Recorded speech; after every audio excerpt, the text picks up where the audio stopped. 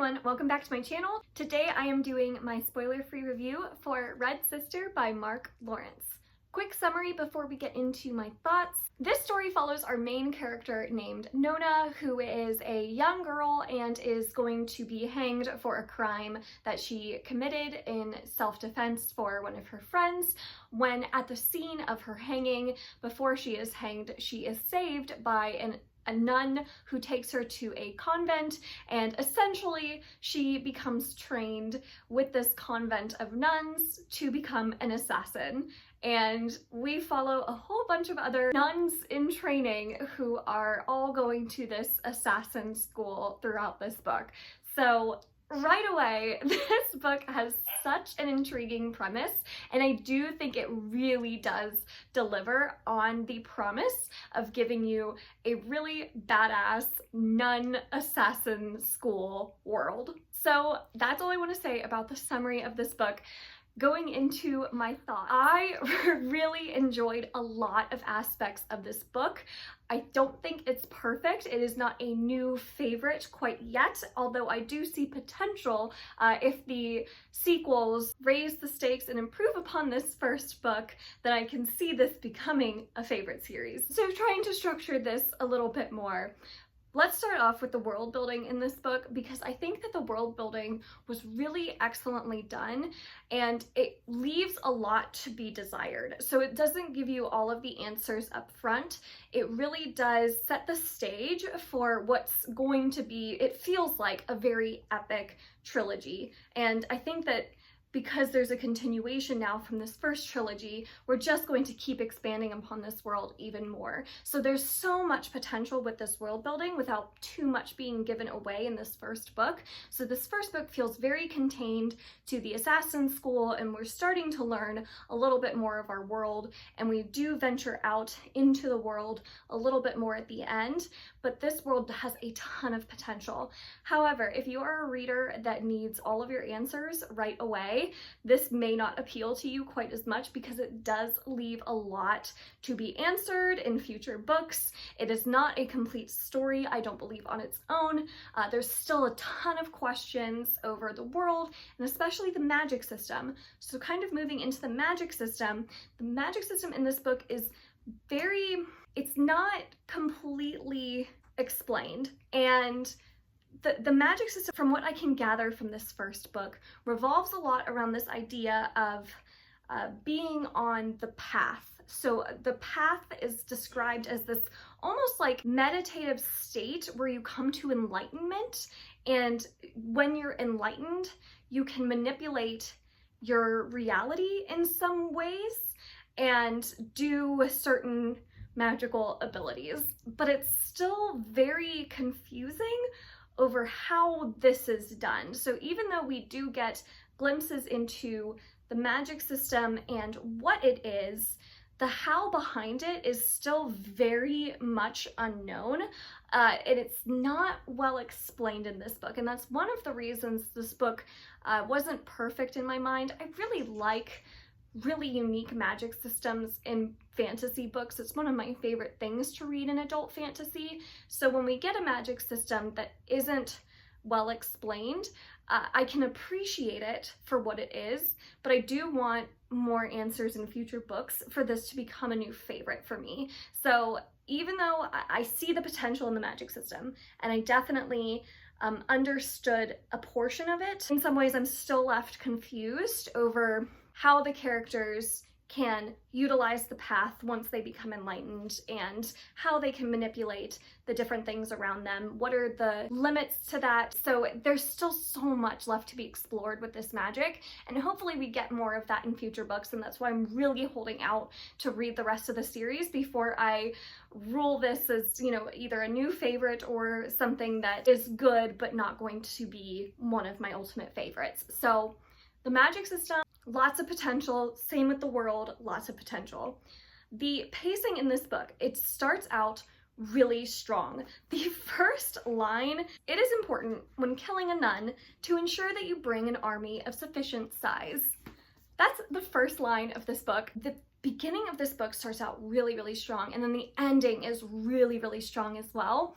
The middle does get a little bit bogged down in the assassin school setting, where it does become a little bit tired. So once we get introduced to the assassin school, we take a long time developing our characters in that setting, and them going to the same classes over and over again and advancing in their classes and such.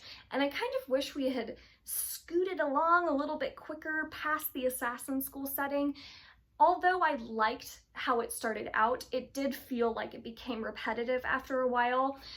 But I can see why Mark Lawrence did it, because it really does develop the characters, and so I can see why he made the choices he made.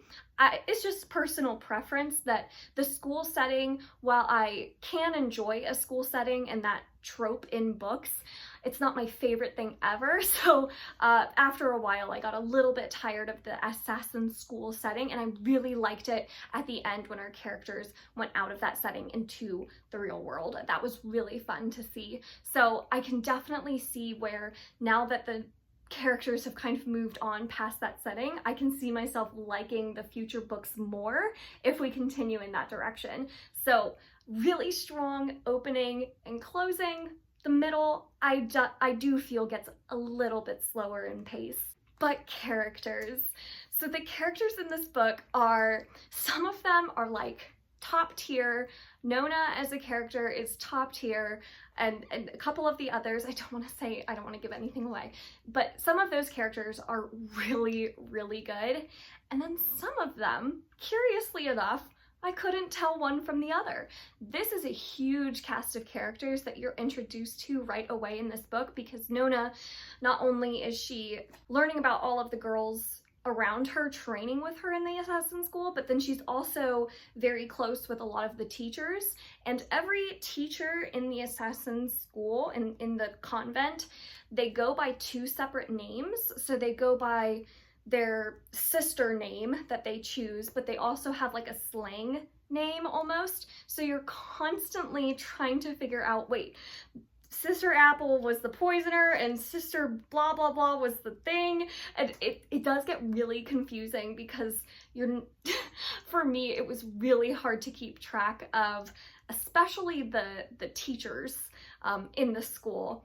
I couldn't keep track of one from the other, and they all kind of blend together with very similar personalities, very similar traits, and kind of goes the same way with a couple of the characters that Nona develops friendships with in the school. A lot of them have very similar personalities where they do start to kind of blend all together, but there are a couple that he really elevates and develops much, much more than the others that you really fall in love with. So some of the character work in this book was really, really excellent, and like the main character Nona is great. But then some of them all blend together into the background, and you're not quite sure how to keep track. This book, I would say, is definitely one that requires full attention at every point of the book. There were times where I reread paragraphs and paragraphs because I wanted to make sure I knew what was going on. I didn't want to get lost. And if you do have your focus diverted for even one moment, you will find yourself lost on the next page, not knowing what's going on. I will say that even though the pacing in the middle of the book seems slower, every word counts. And that's what I really like about Mark Lawrence's writing style.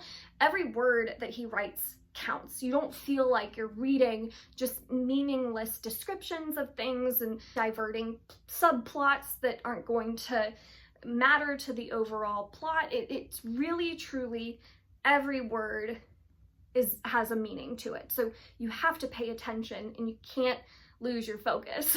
And this book is one that I can definitely see myself rereading because of the issues that I had trying to figure out the characters from each other, because I want to learn more about the how behind the magic system. I feel like with a reread, I would get so much more the second time around reading this book than I would the first time. I'm really excited to continue on with the series because I loved the ending, and I like where our characters are now at. And I think if we continue in that direction, I can see this becoming a potential favorite fantasy series. But as it stands right now, I gave Red Sister 4 stars because of the issues I had with some of the secondary characters kind of all blending together, not totally getting a full grasp on the how behind the magic system, and some of that middle part of the book really becoming repetitive in my mind, really kind of slowing down the pace, some pacing issues, just in my subjective opinion. So that was my spoiler-free review of Red Sister. Overall, I would definitely recommend this. I don't think it's young adult. I've seen people say that it could be classified as young adult, and I think the only reason people say that is because of the age of the characters. Just know that I don't think the characters totally read their age. They're not acting like 11-year-olds in this book. They're training to be assassins, and it's very gory at times. It does get really dark in tone. It's very gritty. The characters have to go through some really tough stuff, and definitely a more mature tone than you would ever see. Like, Mark Lawrence is not afraid to put his characters through some really tough shit. So I don't think that this would be young adult, but maybe if you're a young adult fantasy fan who wants a gateway book into adult fantasy, maybe this could work for you because it has that age of the characters that are a little bit younger, and so it has a little bit more of the like coming of age themes and developing friendships and figuring out who you are and that sort of thing. It does have some of that.